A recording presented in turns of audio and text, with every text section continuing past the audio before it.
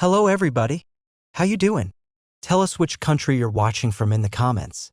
A routine traffic stop in an affluent neighborhood takes a dark turn when a white police officer's suspicion of a black resident escalates into an unwarranted interrogation, exposing the subtle yet pervasive nature of racial profiling. The sterile white light of the patrol car cut through the inky blackness of the upscale neighborhood. Officer Miller, his jaw tight, gripped the steering wheel, his eyes scanning the manicured lawns and imposing houses that lined the streets. Beside him, Officer Davies hummed a tuneless melody, his gaze similarly fixed on the surroundings. "Quiet night," Davies commented, the silence of the wealthy enclave amplifying his words. Miller grunted in response, his attention unwavering. They'd been assigned to this sector for months, and the monotony grated on him. He craved action, a chance to prove himself, to show the brass he wasn't just another rookie. Davies, on the other hand, seemed perfectly content with the quiet nights, the occasional noise complaint his idea of excitement. They rounded a corner, the headlights illuminating a sleek, black sedan pulling into the driveway of a large, two-story house. Miller's hand instinctively tightened on the steering wheel. "Hold up," he said, his voice sharper than he intended. Davies' humming ceased abruptly. "What is it?" he asked, his eyes following Miller's gaze. "That car. He doesn't look like he belongs here." Miller's words hung in the air, unspoken assumptions filling the space between them. The driver, a black man, stepped out of the car. He was dressed in a tailored suit, his movements deliberate and confident. He carried a briefcase in one hand and a phone in the other. As he approached the front door, unlocking it with a key, Miller's suspicion deepened. "Let's check it out," he said, pulling the patrol car to a stop. Davies hesitated. "You think that's necessary?" "He's going into the house." "Just do it," Miller snapped, his tone brooking no argument. He switched on the flashing lights, the sudden burst of red and blue shattering the tranquility of the neighborhood. The man at the door froze, turning to face the approaching patrol car. His expression was unreadable in the dim light. Miller and Davies emerged from the vehicle, their movements practiced and authoritative. Miller took the lead, his hand resting on the butt of his holstered weapon.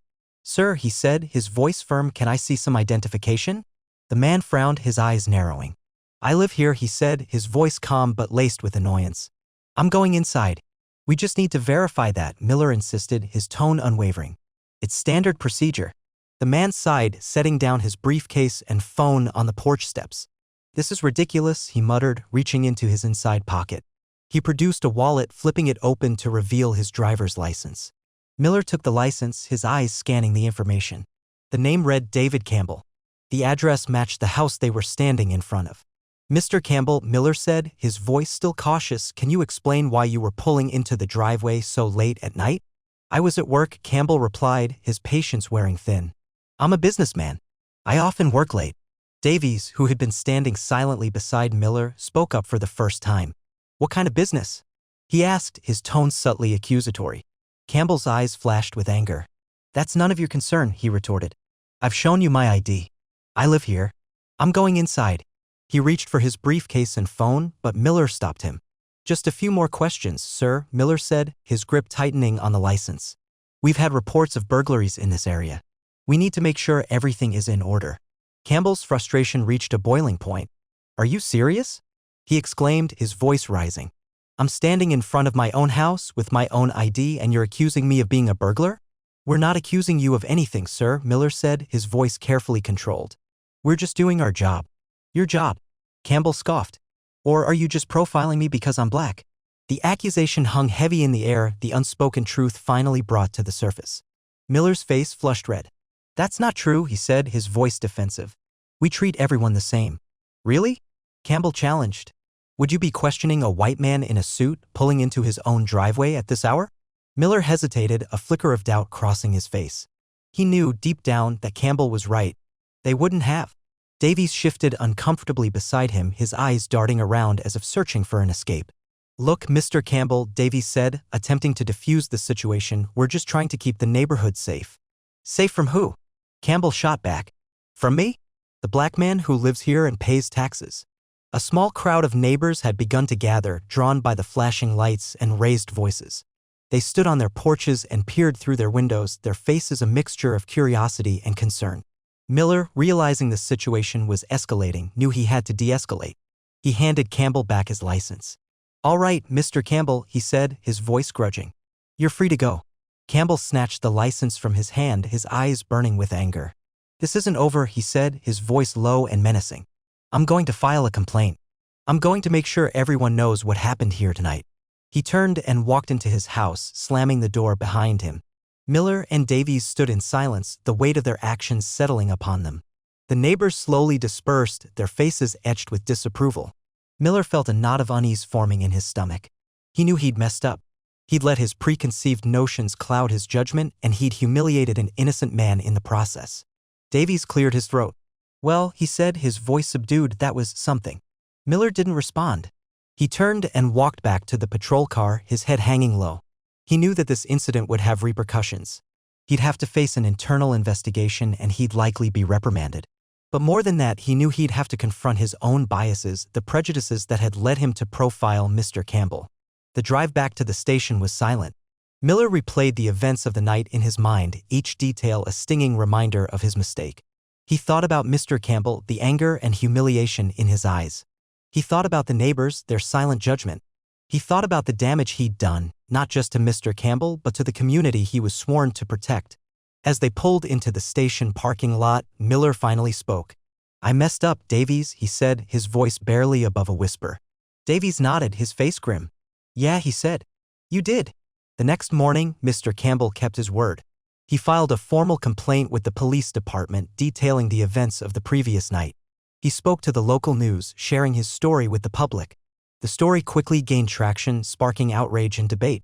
Civil rights activists called for an investigation into the police department's practices, demanding an end to racial profiling.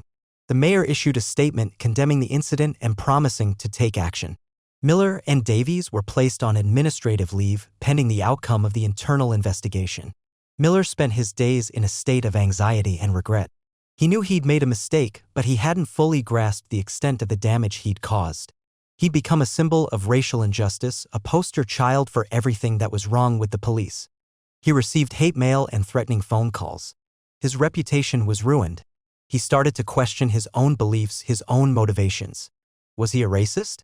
He didn't think so, but he couldn't deny that his actions had been influenced by racial bias. He sought counseling, hoping to understand his own prejudices and learn how to overcome them.